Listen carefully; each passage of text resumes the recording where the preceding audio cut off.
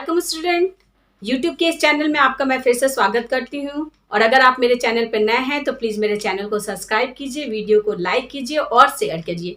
इससे पहले वाले टॉपिक में हम लोग ने नेरिस की completely digestive system, parapodia, external morphology सभी का स्टडी कर लिया। और आज के इस टॉपिक में हम लोग इसके रिप्रोडक्शन एंड डेवलपमेंट के बारे में स्टडी करेंगे। और अगर जहाँ पर हम इसकी रिप्रोडक्शन और डेवलपमेंट की बात करें तो हम लोग ने मैंने पहले भी आपको बता चुकी हूँ कि नेरिस और हेट्रोनेरिस क्या है, एक ही ऑर्गेनिज्म है। यानी सेक्सुअल फेज के समय जब इसमें सेगमेंटेशन, जब आपका इपीटॉक का डेवलपमेंट हो जाता है तो ये नेरिस हेट्रोनेरिस कंडीशन में चेंज हो जाता है। तो अगर हम नेरिस के पूरे डेवलपमेंट के बारे में देखें तो सबसे पहला क्या है, अगर रिप्रोडक्शन की बात करें तो sexes are separate and male and female में एग्जिबिट स्लाइटली सेक्सुअल डायमॉर्फिज्म।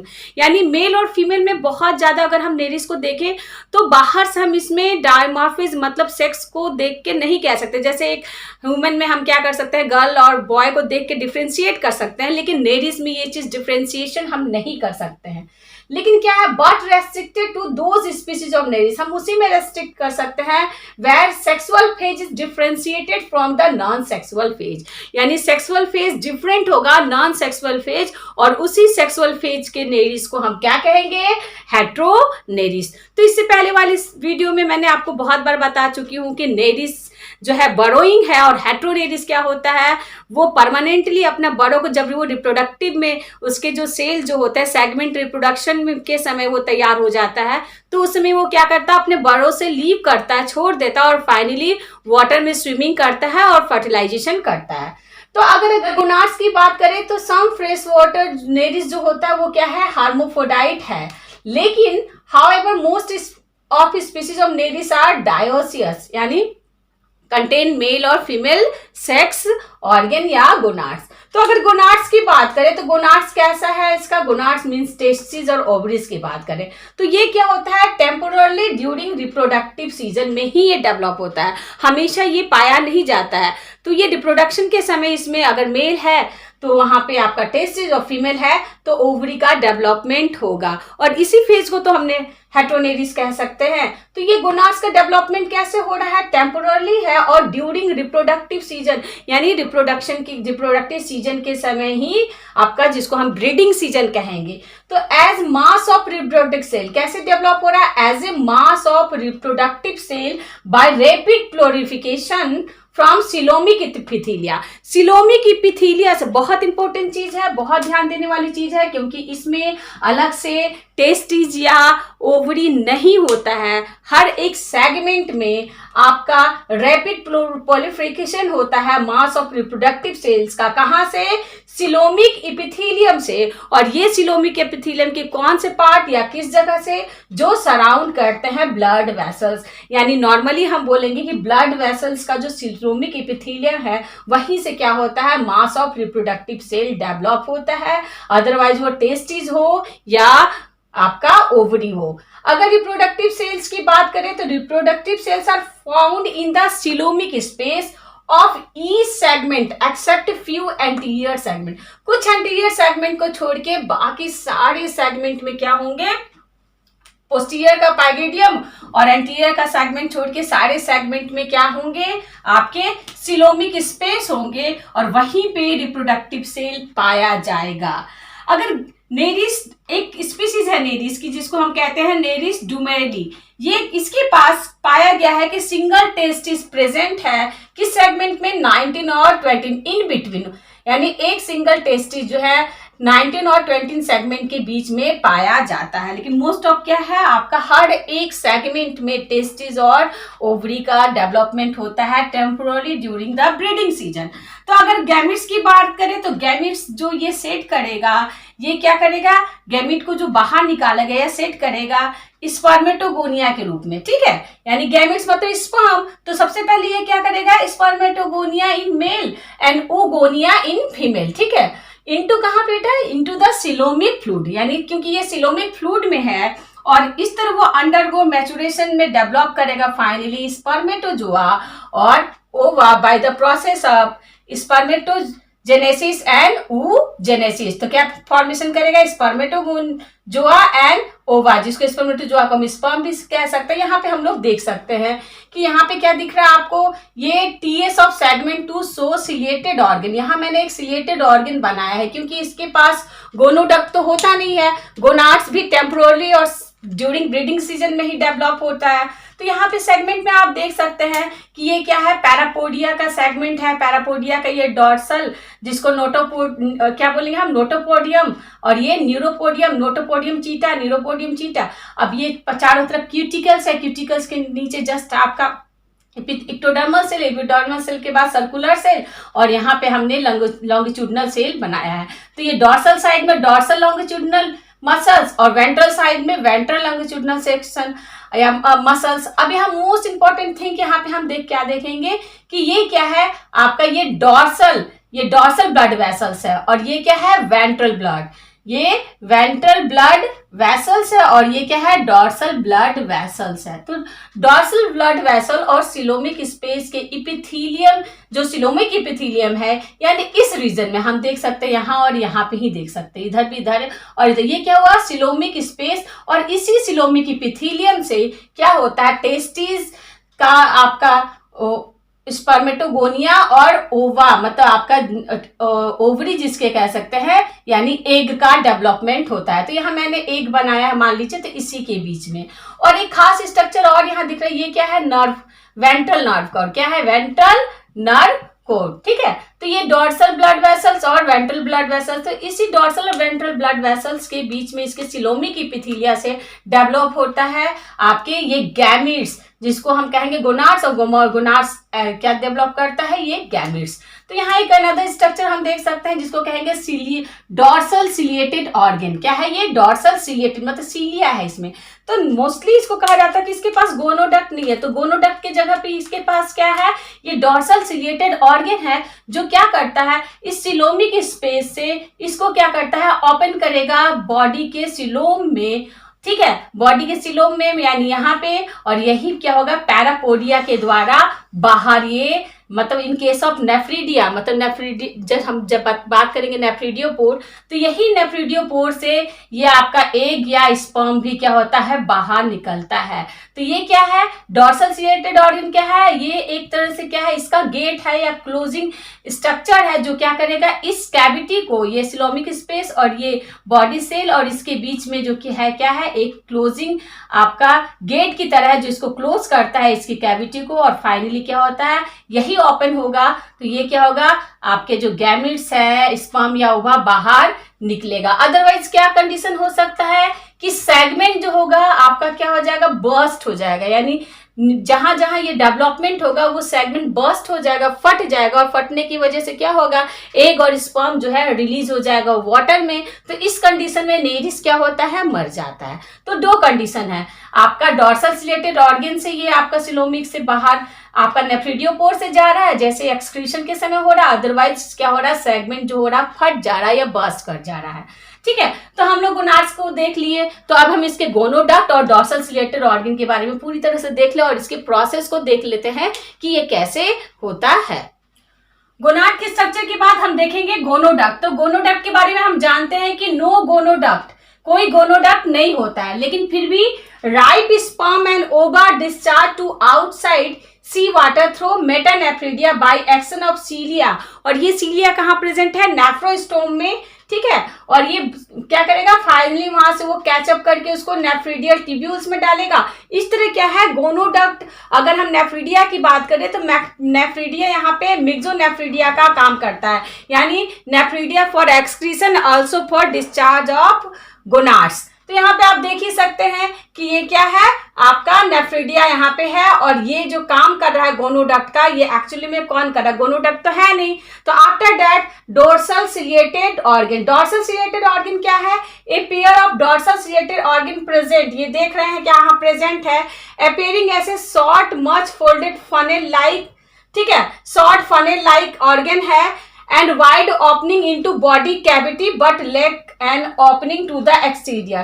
तो क्या है ये डॉर्सल सिलिएटेड ऑर्गन जो है वो क्या है, short opening like funnel like structure है, जो सिलिएटेड है, जो क्या कर रहा है, एक ओपनिंग दे रहा है, कहाँ पे, आपका बॉडी वॉल और बॉडी कैविटी यानी सिलोम और बॉडी कैविटी के बीच में, और यही क्या कर रहा है आपका ओपनिंग करेगा, ओपन होगा और फाइनली ये फनल के द्वारा, और ये कहाँ जाएगा नेफ्रिडिया में, और यहाँ से ये क्या होगा डिस्चार्ज होगा कहाँ पे बाय मिक्सोनेफ्रिडिया, जिसको हम कह सकते हैं सी वाटर से के साथ ये बाहर निकल आएगा। किससे? वेंट्रल जो अपर्चर था, वेंट्रल सिराई के पास जो अपर्चर था नेफ्रिडियोपोर, वहां से।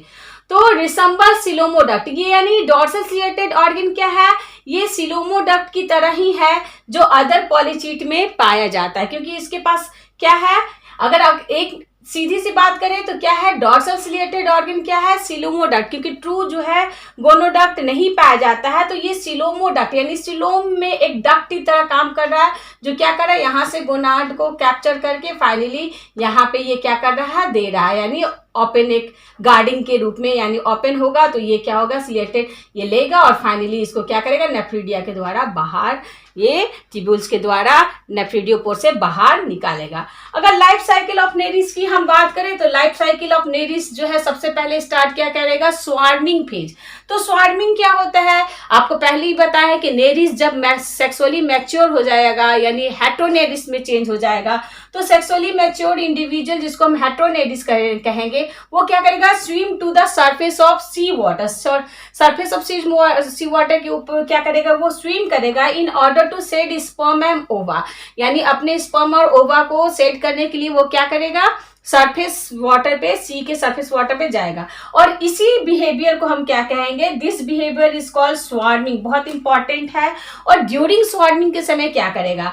आपका ये परफॉर्म करेगा एक खास तरह का डांस जिसको हम कहेंगे नॉप्सियल डांस या मैरिज डांस बोल सकते हैं, नॉप्सियल डांस। और ये इस कंडीशन में क्या होगा? बोथ आपका swim rapidly in a circle, यानी अगर मान लीजिए ये मेल है और ये फीमेल है तो ये क्या करेगा? दोनों सर्कल में, यानी मेल के पीछे पीछे फीमेल, यानी सर्कल में ये क्या करेगा? मेल और फीमेल क्या करेगा? सर्कल में डांस करेगा, सर्कल।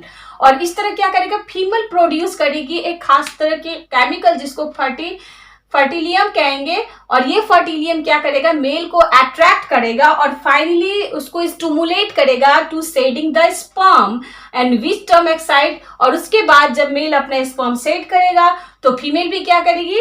अपना ओवा को सेट करेगी, कहाँ पे? सी वाटर में। यानी इसके बाद क्या हो गया? फर्टिलाइजेशन। तो फर्टिलाइजेशन कहाँ होगा? एक्सटर्नल होगा, सी वाटर में होगा। लेकिन अलग अलग कंडीशन में आपका अलग अलग स्पीसीज में अलग अलग तरह से फर्टिलाइजेशन होता है। अगर हम फर्टिलाइजेशन की बात करें तो फर्टिलाइजेशन नेरिस वेरिडिस में कैसा होता है? सी वाटर में, यानी एक्सटर्नल फर्टिलाइजेशन, जो हम लोग ने अभी स्टडी किया कि एक्सटर्नल फर्टिलाइजेशन क्या करेगा? मेल और फीमेल क्या होगा? सिलोमोडक्ट से क्या करेगा? फाइनली सेट करेगा स्पर्म और ओवा को बाय ए स्वार्मिंग प्रोसीजर। ठीक है।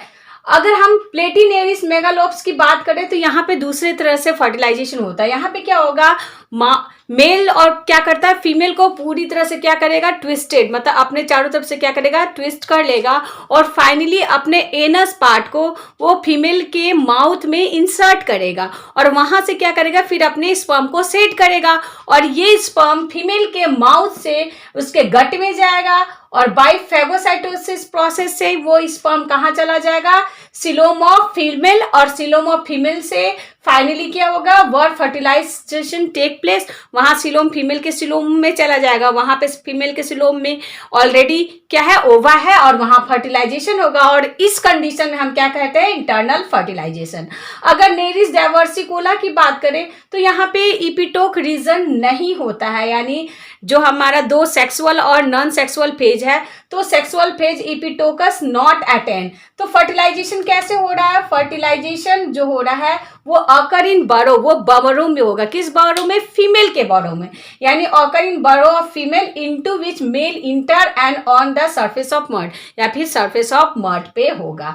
अगर हम अनफर्टिलाइज्ड एग ऑफ नेरिस की बात करें तो ये कंटेन करता है न्यूमरस यॉक स्फेरुल्स और ऑयल ड्रॉपलेट, और ये चारों तरफ से कवर्ड होता है by a thick radial striated membrane, जिसको हम क्या कहेंगे? जोना रेडियाटा कहते हैं। और zona radiata turn another thin delicate membrane से सराउंड रहेगा और सबसे किनारे क्या होगा? जेलेटिनस कोटिंग होगी, वो आपके सबसे चारों तरफ जेलेटिनस कोटिंग होगी जो थिक लेयर का होगा। और आफ्टर फर्टिलाइजेशन क्या होता है, जोना रेडिएटा जो होता है डिसअपियर होता है, और वॉक स्फेरुल्स जो होते हैं या यॉक ग्रेन्यूल्स जो बोलेंगे या स्फेरुल्स जो बोलेंगे, वो क्या होता है एनिमल पोल से वो किधर चला जाएगा, वेजिटल पोल की तरफ। इसलिए एनिमल पोल से वेजिटल पोल की तरफ चला गया, तो इसको हम एक खास तरह का यानी एक कैसा हो गया, टेलोलेसिथल यानी टेल के रीजन में। अगर हम बात करें तो क्या है, एनिमल पोल है और ये वेजिटल पोल है, तो सारे जो ड्रॉपलेट्स है वो डिस्प्लेस होके कहाँ आने लगेंगे, वेजिटल पोल की तरफ। तो इसी को हम कहेंगे टेलोलेसिथल एग। तो सबसे इंपॉर्टेंट बात यह है कि अगर नेरिस वेरिनस की हम बात करें तो इसमें दो कंडीशन होता है, सेक्सुअल और नॉन सेक्सुअल फेजेस। तो सेक्सुअल फेज क्या है हेटेरोनेरिस और नॉन सेक्सुअल फेज क्या है नेरिस। तो हम थोड़ा सा हेटेरोनेरिस के बारे में भी देख लेते हैं। हेटेरोनेरिस की अगर बात करें तो हेटेरोनेरिस कब होता है, जब ये सेक्सुअल फेज में चेंज हो जाता है। तो ड्यूरिंग दिस टाइम वो क्या करता है, यूट्यूब बर्डों से क्या करता है, परमानेंटली क्या हो जाएगा, लीव हो जाएगा और पानी के सरफेस लेयर पे वो स्विम करेगा। तो ड्यूरिंग दिस टाइम उसके पास बहुत सारा मॉडिफिकेशन होता है। यही मॉडिफिकेशन क्या है, आप जैसे देख सकते हैं कि आगे इसके जो पार्ट होते हैं वो नॉन सेक्सुअल रीजन होता है और इस रीजन को हम एटॉक बोलेंगे, ठीक है, या एटॉकी कह सकते हैं, जहां पे क्या है पैरापोडिया नेरिस के पैरापोडिया जैसा ही होता है, लेकिन पीछे का पार्ट छोड़ के, फ्यू एंटीरियर पार्ट छोड़ के पीछे का पार्ट और लास्ट का एनल सिराई छोड़ के ये पार्ट में क्या होता है, सेक्सुअल रीजन डेवलप हो जाता है। यानी आपके हर एक सेगमेंट में क्या होता है, उसके सेगमेंट में आपने पढ़ा कि सिलोमो एपिथेलियल लेयर से क्या हो रहा है, आपका ओवा और स्पर्म या गोनास का डेवलपमेंट हो रहा है। तो इस सेक्सुअल रीजन को हम क्या कहेंगे, इपिटॉक रीजन कहते हैं। और इसको स्विमिंग करना रहता है, इसलिए इसका पैरापोडिया भी खास तरह से डेवलप होता है या मॉडिफाइड होता है, जिसको हम क्या कहते हैं, और लाइक, क्योंकि इसको स्विमिंग करना रहता है। यही क्या करेगा, स्वार्मिंग के प्रोसीजर से क्या करेगा, आपका फर्टिलाइजेशन करेगा और आफ्टर फर्टिलाइजेशन ये सेट करेगा स्पर्म और एग को पानी में, और इस तरह एक्सटर्नल फर्टिलाइजेशन होगा। और एक्सटर्नल फर्टिलाइजेशन के बाद फाइनली क्लीवेज, और क्लीवेज के बाद डेवलपमेंट, और डेवलपमेंट होने के बाद क्या होता है, ये एडल्ट में मेटामॉर्फोसिस होगा। तो ये वीडियो बहुत ही इजी है। ये हम स्पेसमेंस देख सकते हैं, यहाँ पे 3 स्पेसमेन रखा है, जिसमें 2 स्पेसमेन हेटेरोनेरिस की है और एक स्पेसमेन नेरिस की है। तो हम लोग इसके स्ट्रक्चर को देख लेते हैं कि दोनों सेक्सुअली क्या डिफ्रेंशिएट है दोनों के स्ट्रक्चर में। तो फर्स्ट स्ट्रक्चर हम नेरिस की तरफ चलते हैं। तो यहाँ हम नेरिस को देख सकते हैं। यहाँ नेरिस के कंडीशन में देखिए कि पूरी यूनिफॉर्म स्ट्रक्चर है, यानी पैरापोडिया जो है, आप साइड में देख लीजिए, हर सेगमेंट में पैरापोडिया क्या है, निकला हुआ है, और ये पूरा यूनिफॉर्म है, यानी कोई अंतर नहीं है इसके पैरापोडिया के स्ट्रक्चर में। और ये पैरापोडिया यानी सेक्सुअल और एसेक्सुअल पार्ट में डिफ्रेंशिएट नहीं है। लेकिन अब इस स्ट्रक्चर में आप स्पेसिमेन में देख सकते हैं कि यहाँ पे क्या है, एंटीरियर एसेक्सुअल पार्ट, और यहाँ के पैरापोडिया को देखिए, और ये पोस्टीरियर सेक्सुअल पार्ट। तो इस एसेक्सुअल पार्ट को हम एटॉकी और पोस्टीरियर पार्ट को इपिटॉक कहते हैं। तो यहाँ पे आप देख सकते हैं ये हेटेरोनेरिस है। एक और स्ट्रक्चर में दिखा रही हूँ हेटेरोनेरिस की। तो यहाँ पे भी आप देख सकते हैं कि एंटीरियर पार्ट क्या है, यहाँ की पैरापोडिया का स्ट्रक्चर और एंटीरियर पार्ट का देखिए, और ये पोस्टीरियर पार्ट को आप और नज़दीक से देखिए, ये पोस्टीरियर पार्ट के रीजन को। तो एंटीरियर पार्ट के रीजन में देखिए पैरापोडिया का स्ट्रक्चर, तो ये एसेक्सुअल पार्ट को एटॉकी कहेंगे और ये पोस्टीरियर पार्ट को हम क्या कहेंगे, इपिटॉक। तो यही मेजर डिफरेंस है नेरिस और हेटेरोनेरिस में। तो हम हेटेरोनेरिस और नेरिस के इस कंडीशन को अच्छे से समझ गए हैं कि क्या एटॉकी है, क्या इपिटॉक है। तो नेक्स्ट वीडियो में बेटा हम लोग इसके पूरे डेवलपमेंट के बारे में स्टडी करेंगे, तो आप लोग इसका नेक्स्ट वीडियो भी जरूर देखिएगा। हम लोग ने नेरिस के कंप्लीट रिप्रोडक्टिव सिस्टम बारे में स्टडी कर लिया। तो मिलते हैं हम अपने नेक्स्ट वीडियो लेक्चर क्लास में, और आपको अगर कोई भी क्वेरी करना हो तो आप कमेंट्स बॉक्स में कमेंट्स कर सकते हैं। तब तक के लिए थैंक यू। ओके।